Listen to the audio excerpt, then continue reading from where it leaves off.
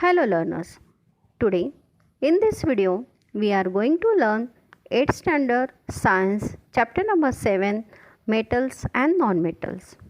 We associate metals with hard shiny objects and non-metals with dull light objects. These are nothing but the physical properties of metals and non-metals. We all know how useful metals and non-metals are. But do we know about their properties? Let's find out about the physical properties of metals. So, in this session, we will focus on physical properties of metals. Before we get started, let's take a look at the agenda.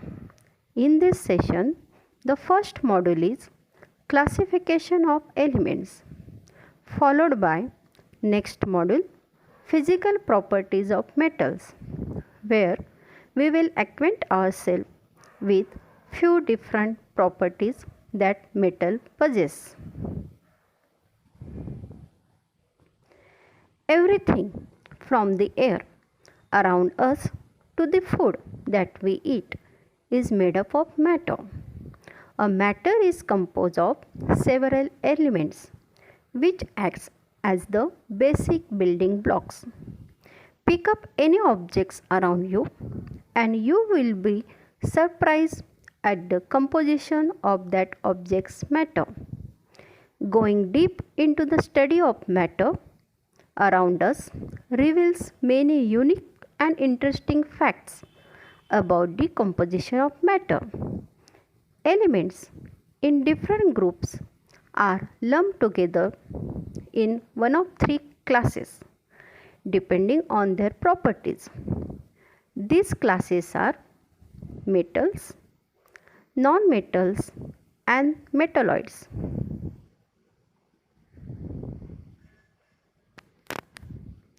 Metals are described as chemical elements that readily lose valence electrons to form positive ions, that is cations.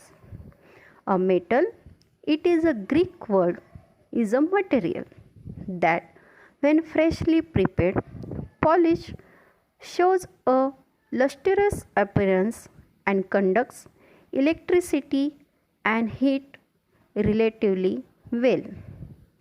Metals are typically malleable, means they can be hammered into thin sheet, and ductile, means can be drawn into wires. A metal may be a chemical element such as iron, and alloy such as stainless steel.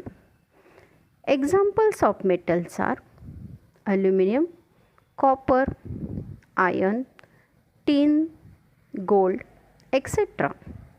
Around 90 of the total 118 elements are metals.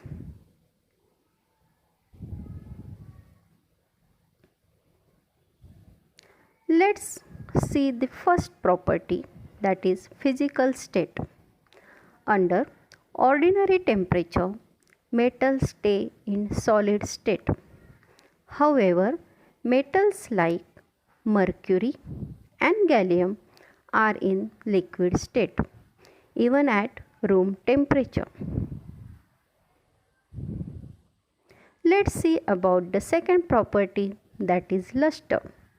Luster means a gentle sheen or soft glow.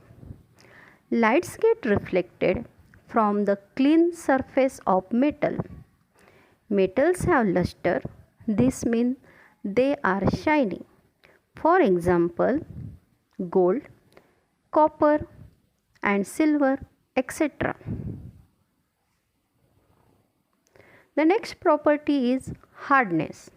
Hardness means the quality or condition of being hard. Exceptions are sodium and potassium. These are soft metals and can be easily cut by a knife. Next, most important property of metal is ductility. Ductility means able to drawn out into a thin wire. For example, gold, copper, silver, etc. Let's see about the malleability. Malleability means able to hammer or press into shape without breaking or cracking. A malleable metal can be beaten into a sheet. Gold is the most malleable metal.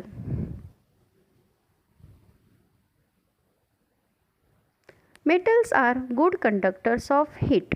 Silver, copper, aluminum are the best conductors of heat. Next property is metals are good conductors of electricity.